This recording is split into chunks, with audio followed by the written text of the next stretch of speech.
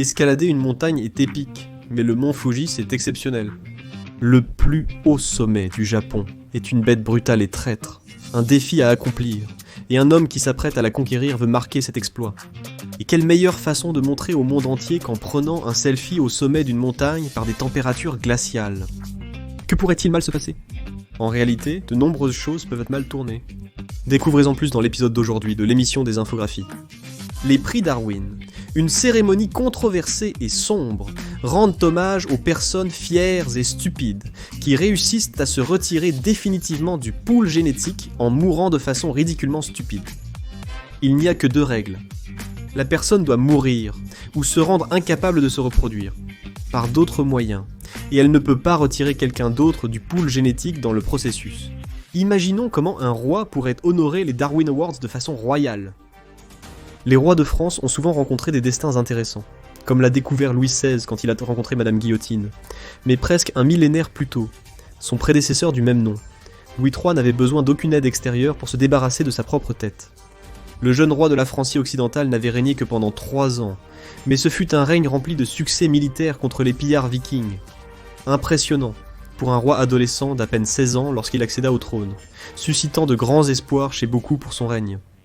Mais hélas, il était adolescent, et ils ne prennent pas les meilleures décisions. Un beau jour d'automne, le jeune monarque faisait une promenade à Saint-Denis lorsqu'il aperçut soudain une belle demoiselle. Il en tomba amoureux immédiatement et décida qu'il devait la poursuivre et gagner sa main. Après tout, il était le roi et qui pourrait l'arrêter ? La réponse était la gravité. Il lança son cheval à la poursuite. Il s'est envolé comme un éclair, et la tête du roi s'est heurtée directement à un linteau de porte, mettant fin à sa vie sur le coup. Si des ballades avaient été écrites sur lui après cela, elles seraient sans doute en tête de la playlist de l'idiot amoureux tragique. Cette mort est probablement l'une des plus stupides, et certainement des plus embarrassantes. Le gouverneur Morris, signataire des articles de la Confédération et de la Constitution des États-Unis, était un homme accompli. Il était l'un des pères fondateurs les moins connus, mais l'un des plus accomplis, ayant rédigé le préambule de la Constitution. Mais être un érudit ne signifie pas toujours avoir du bon sens. Il était tourmenté par une méchante infection urinaire, et plutôt que de voir un médecin, il a décidé de se soigner lui-même. Sa méthode pour cela ? En utilisant un os de baleine comme stylet improvisé, et en l'introduisant là-dedans. Si vous grimacez, vous n'êtes pas le seul. L'urètre n'a jamais été conçu pour accueillir un os de baleine, donc cette expérience médicale bricolée a spectaculairement échoué, provoquant une hémorragie interne et une infection horrible. À l'époque pré-antibiotique, c'était une erreur fatale prévisible. Ce qui rend cette mort encore plus digne de Darwin, c'est que le premier cathéter flexible avait été inventé en 1752, offrant une manière facile de traiter les problèmes du tractus urinaire. Le créateur de cet appareil ingénieux, Ben Franklin, le confrère fondateur de Morris. Écoutez toujours votre collègue excentrique lorsqu'il parle de ses inventions, cela pourrait vous sauver la vie. Maintenant, dirigeons-nous vers le jour présent, où les morts stupides ne semblent pas prêtes à s'arrêter de sitôt. S'il y a un ingrédient sûr pour une mort stupide, c'est bien l'alcool. Ajoutez de l'eau libre et vous avez un désastre assuré.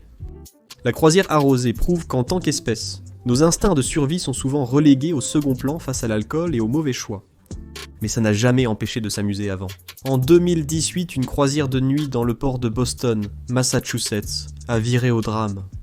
Aaron DiBella a décidé de montrer sa souplesse en faisant des poiriers sur la rambarde du bateau. L'équipage a repéré l'homme et l'a averti d'arrêter avant qu'il ne meure.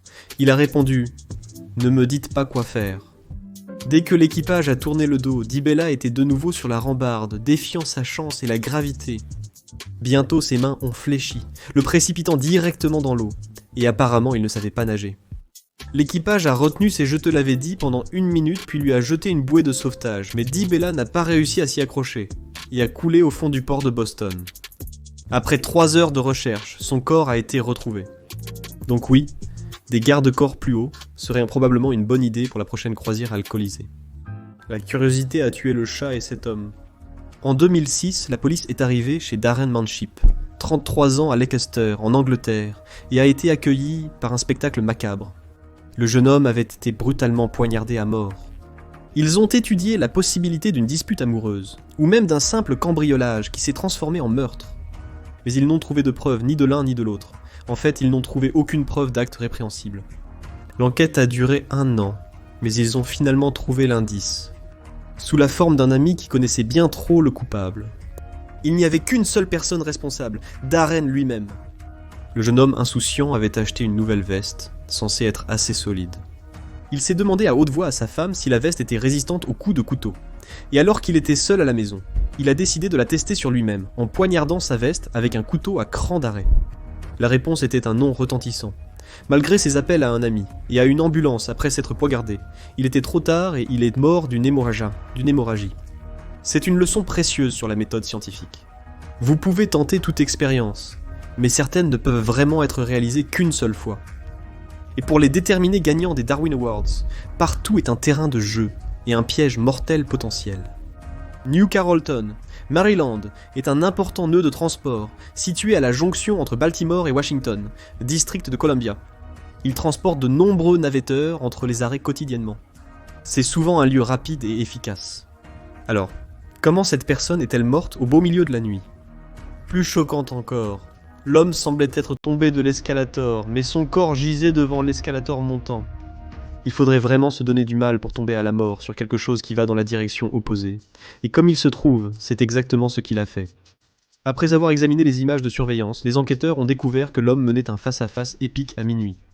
Il courait sur l'escalator qui descendait, semblant être à la recherche de sa propre quête de l'œil du tigre. Après un effort épuisant, il a finalement vaincu son némésis mécanique. Puis il a perdu son équilibre et a dégringolé tout en bas des escaliers, subissant une blessure fatale à la tête. Les preuves ont montré qu'il aurait pu coincer ses vêtements dans quelque chose, ce qui a conduit à sa chute, qui aurait pu être évité en ne défiant pas cet escalier roulant en duel.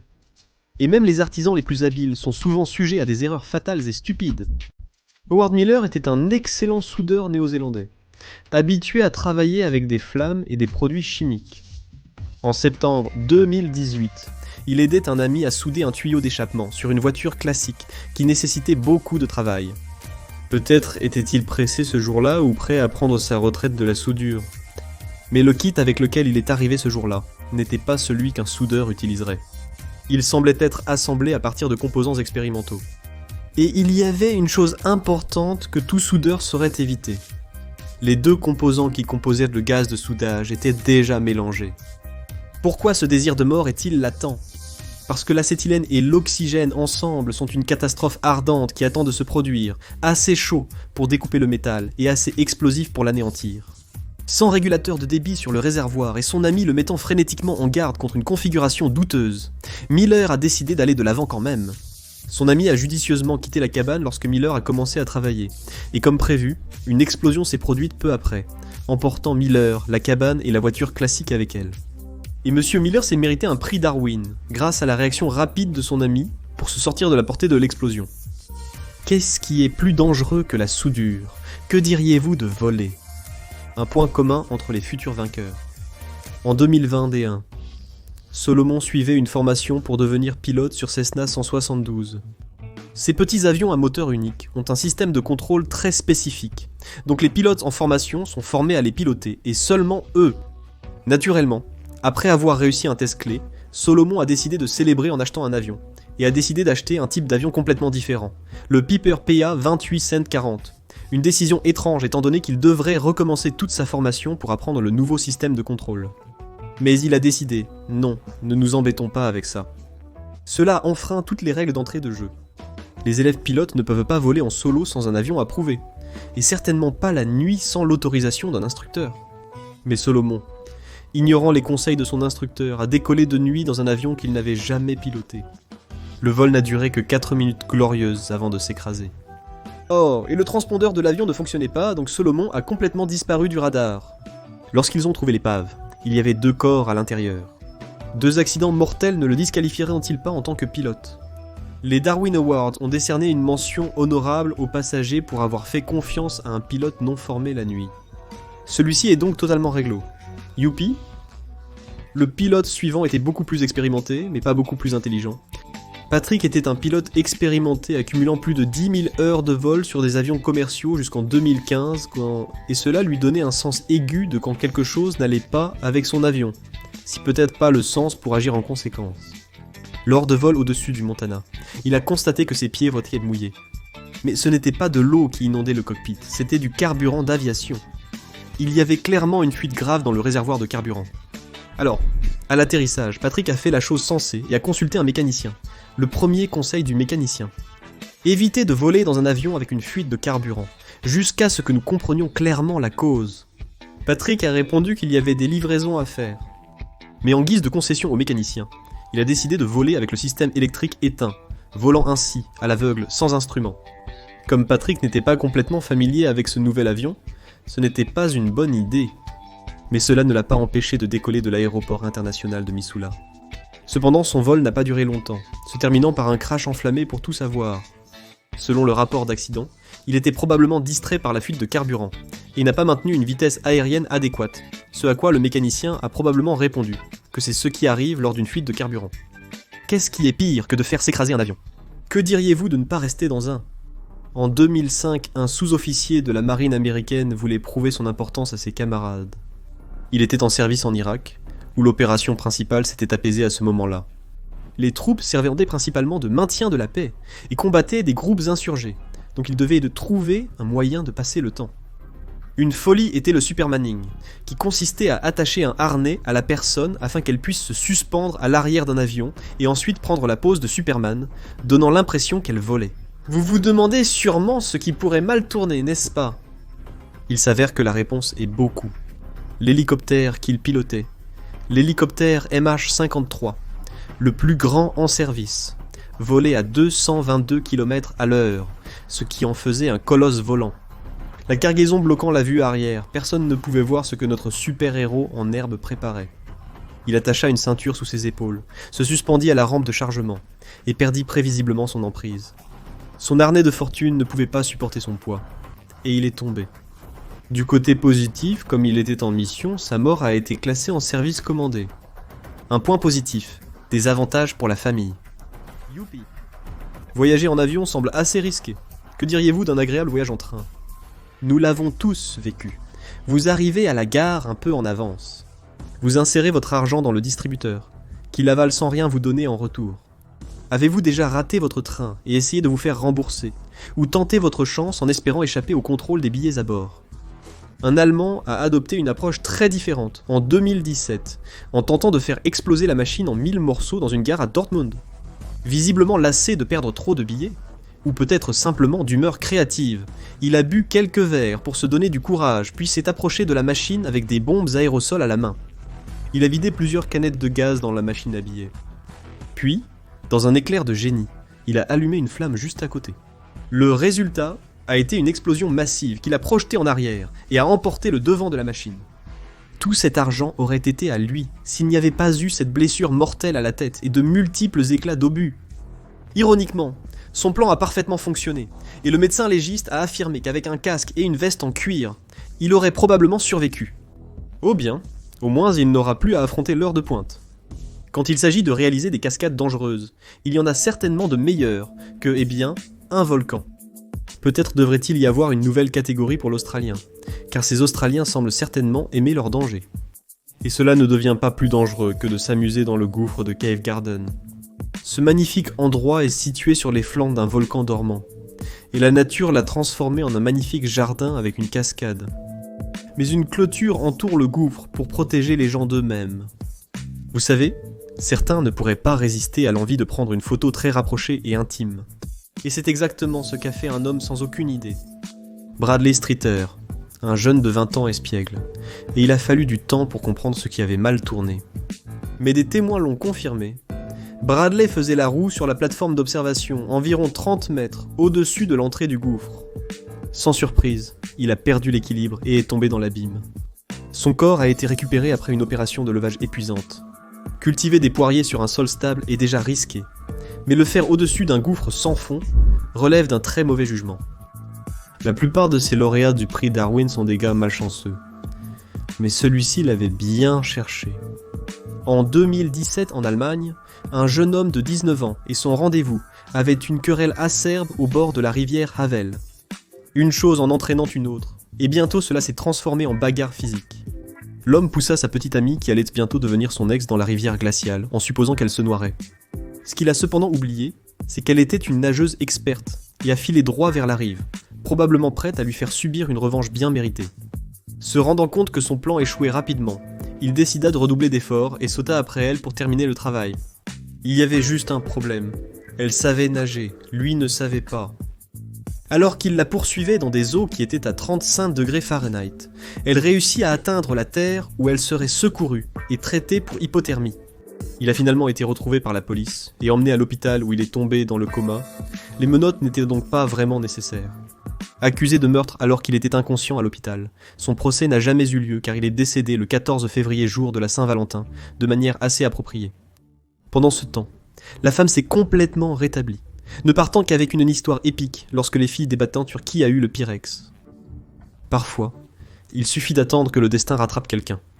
Limba, un homme de 68 ans en Malaisie, était un magicien spirituel qui gagnait sa vie grâce à une technique unique, la cuisson à la vapeur humaine. Il s'asseyait en position de lotus dans un énorme cuiseur à vapeur en acier inoxydable, prenant part au sauna le plus intense du monde. Pour rendre la chose encore plus bizarre, il proposait aux gens du riz et des petits pains végétariens cuits à la vapeur près de ses fesses.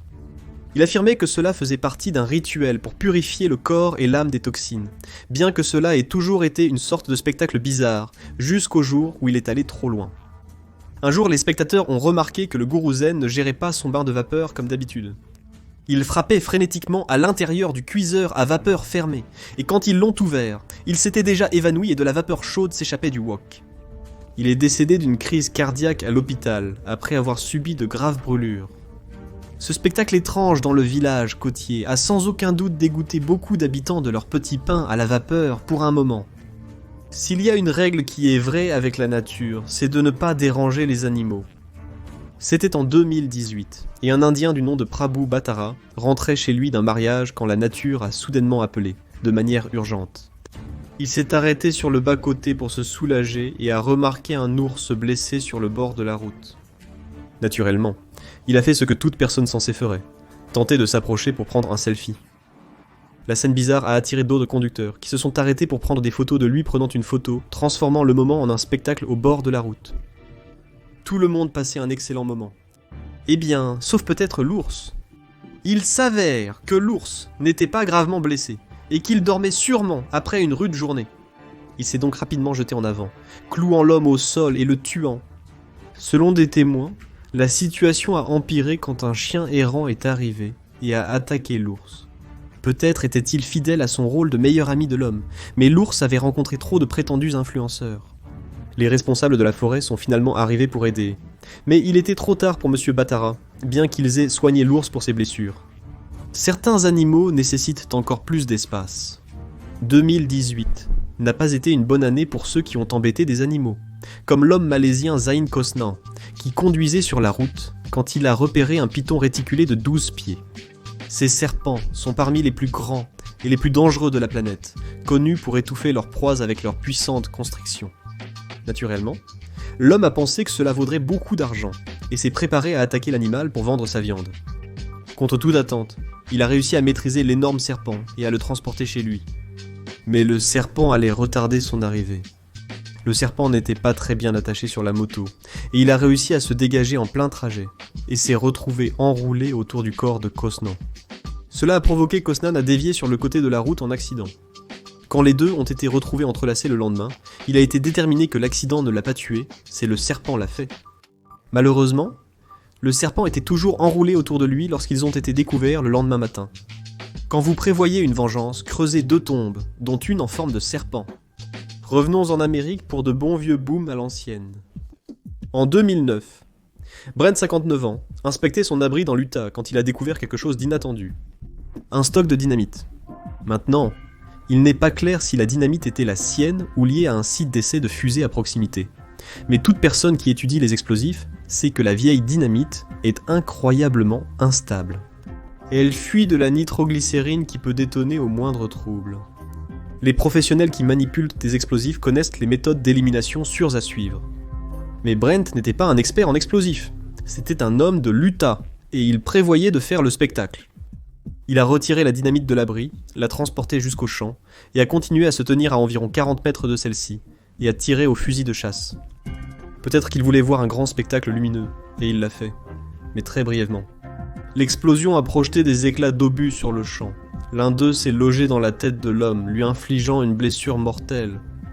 Il a été héliporté à l'hôpital, mais est décédé en chemin. La plupart des gens ont dû se demander que pensait exactement l'homme qui allait se passer quand il a tiré sur de la dynamite. Mais aucun passe-temps n'est sûr, pas même regarder les étoiles. C'était 1999 en Californie, et Scott et sa sœur Kimberly attendaient avec impatience de regarder la pluie de météores Perseid. Malgré le fait qu'un télescope n'était pas nécessaire pour observer cette douche très visible, Scott en avait un excellent prêt à l'emploi. Malgré la mauvaise vue du télescope, Scott a rapidement blâmé la pollution lumineuse bien connue de Californie pour ne pas voir correctement la pluie de météores. La lueur brillante de l'étalement urbain rendait presque impossible d'apprécier pleinement le ciel nocturne. Sauf si vous éteigniez les lumières. Scott n'avait pas une grande connaissance de l'astronomie, mais il s'est avéré que celle en électricité était encore pire. Il a tenté de se débarrasser de la lumière d'un lampadaire en coupant le cordon d'alimentation à la base, ce qui lui a donné une décharge électrique mortelle, comme on pouvait s'y attendre. Il y avait un détail étrange supplémentaire à cela, qui est apparu après coup. Il avait parlé de ses projets en ligne, dans un salon de discussion avant de mourir. Dans l'un des tout premiers cas d'un composant en ligne des Darwin Awards. Cet homme suivant est monté au sommet, avant de retomber brusquement sur Terre. Tetsu, 47 ans, alpiniste ambitieux, s'attaquait au sommet le plus intimidant du Japon, le mont Fuji. Le pic de près de 12 400 pieds est fréquemment visité par des pèlerins religieux et des touristes. C'est une ascension réputée délicate. Ceux qui cherchent à gravir le sommet devront faire face à la fois à un froid intense et à un terrain dangereusement glissant pendant les mois d'été plus sûrs. Tetsu avait décidé de gravir la montagne fin octobre, seulement avec une paire de bâtons de randonnée et des vêtements de ville. Mais il avait un autre élément avec lui, son smartphone, et il allait offrir un spectacle à tout le monde. Il a chroniqué son audacieuse ascension sur une plateforme locale de partage de vidéos, et le titre « Allons au mont Fuji enneigé » le faisait ressembler à des vacances de ski. Au fil de son ascension, ses vidéos devenaient plus sombres car il décrivait la douleur intense due au froid. Mais il était déterminé à continuer son livestream, même sur les sentiers étroits et glissants. Alors qu'il essayait de passer devant un chemin de rochers acérés, il a soudainement trébuché, glissé du montagne et disparu dans un enchevêtrement de pieds et de poteaux agités. Un accident mortel d'escalade diffusait en direct une fin perturbante. Mais ce décès sur le lieu de travail définit le travail intelligent, pas dur. Mais il n'était pas non plus très futé. Le Japon, le pays du soleil levant, prend une autre place sur notre liste grâce à cette équipe de génies dans la division des chariots élévateurs chez Tanarumono Logistics. Après une longue journée de déchargement, l'homme devait changer une ampoule située à 32 pieds au-dessus du sol de l'usine. Mais le chariot élévateur ne pouvant atteindre que 8 pieds, un coup de pouce était nécessaire. La solution ? Ils avaient un grand nombre de palettes en bois. Alors l'homme et ses collègues ont commencé à empiler les palettes sur le chariot élévateur, à quel moment l'homme se tenait dessus et se frayait un chemin jusqu'au toit.